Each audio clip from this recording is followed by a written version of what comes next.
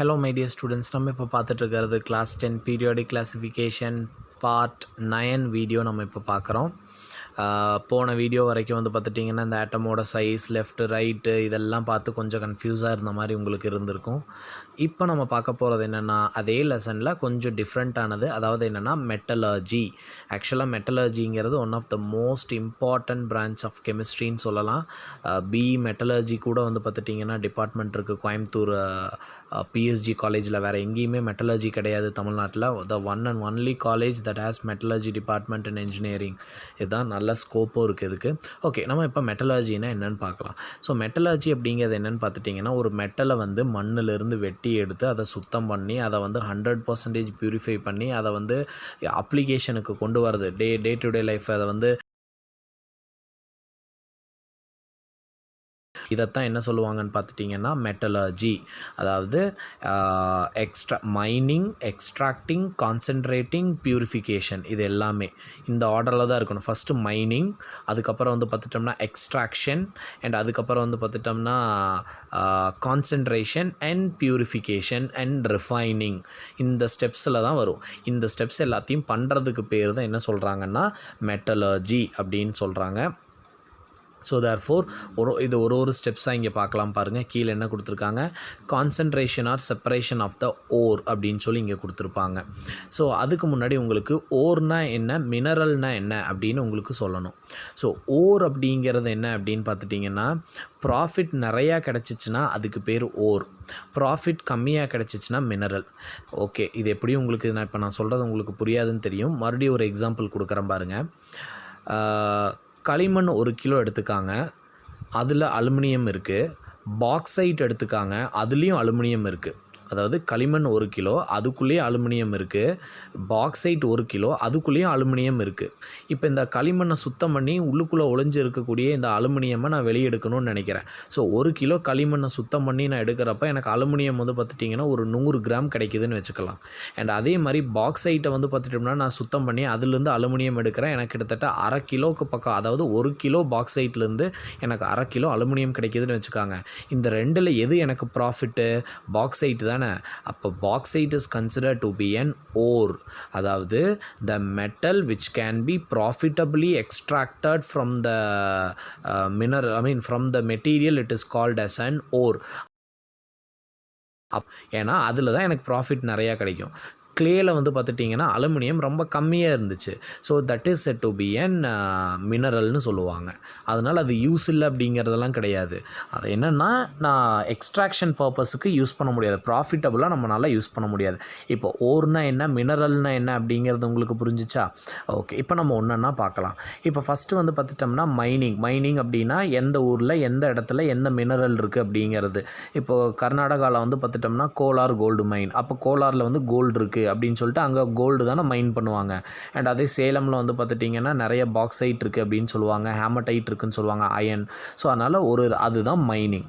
அதை எடுத்துகிட்டு வர்றப்போ அதை கான்சன்ட்ரேஷன் நான் பண்ணணும். கான்சன்ட்ரேஷன் அப்படிங்கிறது என்னென்னா, இப்போ நீங்கள் வந்து ஒரு லாரி ஃபுல்லாக வந்து பார்த்துட்டோம்னா ஒரு பாக்சைட் ஓர் எடுத்துகிட்டு வர்றீங்கன்னா அந்த ஒரு லாரி ஃபுல்லாகவே அதில் அலுமினியம் இருக்குதுன்னு அர்த்தமா?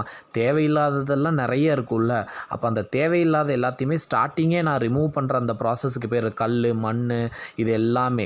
So the process of removal of impurities from the ore it is called as an concentration அப்படின்னு சொல்லுவாங்க. ரெண்டாவது வந்து பார்த்துட்டிங்கன்னா ப்ரொடக்ஷன் ஆஃப் மெட்டல். அதாவது இப்போ என்ன பண்ணிட்டேன், அந்த தேவையில்லாத மண் அதெல்லாம் தூக்கி போட்டுட்டு இப்போ ஓர் மட்டும் நான் வச்சுருக்கேன். அந்த ஓர்லேருந்து அடுத்து நான் என்ன மாற்றணும், மெட்டலை வந்து நான் மாற்றணும். இதுதான் 2 மெயினான ஸ்டெப்பு. 3வது ஸ்டெப் என்னென்னு பார்த்துட்டிங்கன்னா அந்த மெட்டல் எப்போவுமே சுத்தமாக இருக்காது, கன்ஃபார்மாக கூட கலப்படம்லாம் இருக்கும். அந்த மெட்டலை பியூரஸ்ட் மெட்டலாக நம்ம மாற்றணும். அப்போ மொத்தம் நம்மளுக்கு 3 ப்ராசஸ் இருக்குது. என்னென்னது? ஃபஸ்ட்டு கான்சன்ட்ரேஷன் அப்படின்னா மெஜாரிட்டி ஆஃப் த இம்ப்யூரிட்டிஸை ஸ்டார்டிங்கே ரிமூவ் பண்ணுறதுக்கு பேர் கான்சன்ட்ரேஷன். ரெண்டாவது ப்ரொடக்ஷன் ஆஃப் மெட்டல். ஸோ அந்த இம்ப்யூரிட்டிஸ்லாம் ரிமூவ் பண்ணதப்போ என் கையில் ஓர் இருக்கும், அந்த ஓரை வந்து பார்த்துட்டிங்கன்னா மெட்டலாக மாற்றணும். அடுத்த ஸ்டெப்பில் அந்த மெட்டலை பியூரஸ்ட் மெட்டலாக மாற்றணும். இதுதான் 3. ஓகேவா? ஃபஸ்ட்டு வந்து பார்த்துட்டிங்கன்னா மைன் பண்ண டோட்டல் மெட்டீரியல் இருக்கோ அதிலிருந்து ஓர் எடுக்கணும், ஓர்லேருந்து மெட்டல்லேருந்து பியோர் மெட்டல். இதுதான் வந்து பார்த்துட்டிங்கன்னா நம்மளோட ஓவரால் ப்ராசஸ். ஓகே, இந்த லெசனில் யூஸ் பண்ணக்கூடிய டிஃப்ரெண்ட் டெர்மினாலஜிஸ் எல்லாம் என்னென்ன அப்படிங்கிறத நம்ம பார்க்கலாம். ஸோ என்னென்னலாம் இந்த இடத்துல டெக்னிக்கல் வேர்ட்ஸ் யூஸ் பண்ண போகிறோம். மினரல்னால் என்ன, முன்னாடியே நான் சொல்லியிருக்கேன். இதில் வந்து மெட்டல் வந்து பார்த்துட்டோம்னா ரொம்ப கம்மியான குவான்டிட்டியில் தான் இருக்கும். ஓர்னால் என்னது, இதில் வந்து பார்த்துட்டோம்னா மெட்டல் வந்து நிறையா இருக்கும் அண்ட் நம்மளுக்கு ப்ராஃபிட்டும் நிறையா கிடைக்கும். கீழே அந்த எக்ஸாம்பிள் தான் கொடுத்துருக்காங்க பாருங்கள். கிளே வந்து பார்த்துட்டிங்கன்னா கிளேக்குள்ளேயும் அலுமினியம் இருக்குது, ஆனால் ரொம்ப கம்மியாக இருக்குது. பாக்சைட்டுக்குள்ளே அலுமினியம் வந்து பார்த்துட்டோம்னா நிறையா இருக்குது. அதனால் பாக்சைட் வந்து பார்த்துட்டோம்னா ஓர், கிளே வந்து மினரல் அப்படின்னு சொல்லுவாங்க. அப்புறம் அடுத்து வந்து பார்த்துட்டிங்கன்னா மைனிங்னா என்னது, process of extracting ore from the earth crust. அதான் கண்டுபிடிக்கிற இடம். கோலாரில் வந்து பார்த்துட்டோம்னா தங்கம் அங்கே இருக்குது அப்படின்னு நம்ம கண்டுபிடிக்கிறோம் இல்லை. ஸோ எந்த இடத்துல தோன்றுனா எது நிறையா கிடைக்குமோ அந்த ப்ராசஸை தான் மைனிங் அப்படின்னு சொல்லுவாங்க. அடுத்தது கேங் ஆஃப் மேட்ரிக்ஸ் அப்படிங்கிறது என்னென்னா, நான் வெட்டி இந்த லாரியாக கொண்டு வர அந்த அந்த கல் மண்ணில் வந்து பார்த்துட்டிங்கன்னா எல்லாமே தேவையில்லாதது நிறையா இருக்கும். ஓர் வந்து கொஞ்சம் கம்மியாக தான் இருக்கும். அப்போ அந்த rocky impurities associated with ore it is called as an gangue or matrix. And அடுத்து வந்து பார்த்துட்டிங்கன்னா ஃப்ளக்ஸ் அப்படிங்கிறது என்னென்னு பார்த்துட்டிங்கன்னா டெம்பரேச்சர் திடீர்னு அதிகமாகிடுச்சின்னு வச்சுக்காங்களேன். இப்போ நீங்கள் நார்மலாக வந்து பார்த்துட்டோம்னா வீட்டில் பால் கொதிக்க வச்சுட்ருக்கீங்க. பால் வந்து பார்த்துட்டோம்னா டக்குன்னு பொங்க போகுது அப்படின்னா நம்ம லைட்டாக ஒரு அரை டம்ளர் தண்ணி ஊற்றினோம்னா பால் டக்குன்னு வந்து பார்த்துட்டோம்னா டெம்பரேச்சர் கம்மியாகி பொங்குறது நின்றுல. அதே மாதிரி தான்ப்பா இங்கேயும். ஃப்ளக்ஸ் அப்படிங்கிறது என்னென்னா உள்ளுக்குள்ளே வந்து பார்த்துட்டோம்னா டெம்பரேச்சர் ரொம்ப அதிகமாகிடுச்சின்னு வச்சுக்காங்களேன். அப்போது இந்த ஃப்ளக்ஸுங்கிற சப்ஸ்டன்ஸை ஆட் பண்ணதுக்கப்புறம் அந்த டெம்பரேச்சர் வந்து பார்த்துட்டிங்கன்னா கம்மியாயிரும். So and also to remove the impurity. இந்த ரெண்டுமே நீங்கள் எழுதணும். ஃப்ளக்ஸ் எதுக்கு யூஸ் பண்ணுறாங்கன்னா ஃபியூஷன் டெம்பரேச்சர் கம்மி பண்ணுறதுக்காகவும் உள்ளே இருக்கக்கூடிய இம்ப்யூரிட்டிஸை வந்து பார்த்துட்டோம்னா வெளியே எடுக்கிறதுக்காகவும்.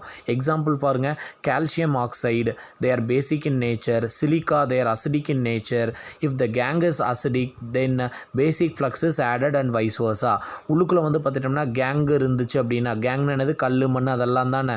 ஸோ தப்பித்தவறி வந்து பார்த்துட்டோம்னா இந்த ஃப்ளக்ஸ் உள்ளுக்குள்ளே ஃபர்னஸில் போட்டு எரிக்கிறப்போ உள்ளுக்குள்ளே அது இருந்துச்சுன்னா, சப்போஸ் கேங் வந்து அசிடிக்காக இருந்துச்சு அப்படின்னா நான் ஃப்ளக்ஸ் வந்து பேசிக் ஆட் பண்ணணும். ஏன்னா அப்போ தான் ரெண்டுமே சேர்ந்து நியூட்ரலைஸ் ஆகி ப்ரெசிபிட்டேட்டாக என்னால் வெளியே எடுக்க முடியும். ஸோ இதுதான் ஃப்ளக்ஸ். ஸோ ஃப்ளக்ஸ் அப்படிங்கிறது என்னன்னு சொல்லி கேட்டாங்கன்னா டெம்பரேச்சரை குறைக்கிறதுக்காகவும் இம்ப்யூரிட்டிஸை ரிமூவ் பண்ணுறதுக்காகவும். நெக்ஸ்ட்டு வந்து பார்த்துட்டிங்கன்னா ஸ்லாக். வாட் இஸ் ஸ்லாக் அப்படின்னு சொல்லி கேட்டாங்கன்னா, இப்போ நான் ஃப்ளக்ஸ் உள்ளே ஆட் பண்ணல, ஃப்ளக்ஸை ஆட் பண்ணதுக்கப்புறம் வந்து பார்த்துட்டோம்னா எனக்கு இம்ப்யூரிட்டிஸை வெளியே ஈஸியாக எடுத்துடலாம்ல. அப்போ என்னென்னா இந்த ஃப்ளக்ஸ் வந்து பார்த்துட்டோம்னா உள்ளே இருக்கக்கூடிய கேங் ஆர் மேட்ரிக்ஸ் கூட சேர்ந்துருச்சு அப்படின்னா அதுக்கு பேர் தான் ஸ்லாக். ஸோ எப்போவுமே வெளியே எடுக்கிறப்ப ஸ்லாகாக தான் எனக்கு வெளியே வரும். ஸோ நான் ஆட் பண்ணக்கூடிய ஃப்ளக்ஸ் ஆல்ரெடி உள்ளே இருந்த கேங் ஆர் மேட்ரிக்ஸ் இந்த ரெண்டுமே கலந்து எனக்கு ஸ்லாக் மேலே வந்து பார்த்துட்டோம்னா ஒரு லேயர் மாதிரி ஃபார்ம் ஆகும். பாலில் எப்படி ஆடை ஃபார்ம் ஆகுது அந்த மாதிரி ஒரு லேயர் மாதிரி மேலே ஃபார்ம் ஆகும். அதை அப்படியே ஸ்கிம் பண்ணி அப்படியே வெளியே எடுத்துருவாங்க. அதுதான் ஸ்லாக். அண்ட் அடுத்த ப்ராசஸ் என்னென்னு பார்த்துட்டிங்கன்னா ஸ்மெல்ட்டிங் அப்படிங்கிறது என்னென்னா, அதாவது இந்த ரோஸ்டட் மெட்டாலிக் ஆக்சுவலாக இங்கே நடுவில் ரோஸ்டிங்னு ஒன்று வரணும்.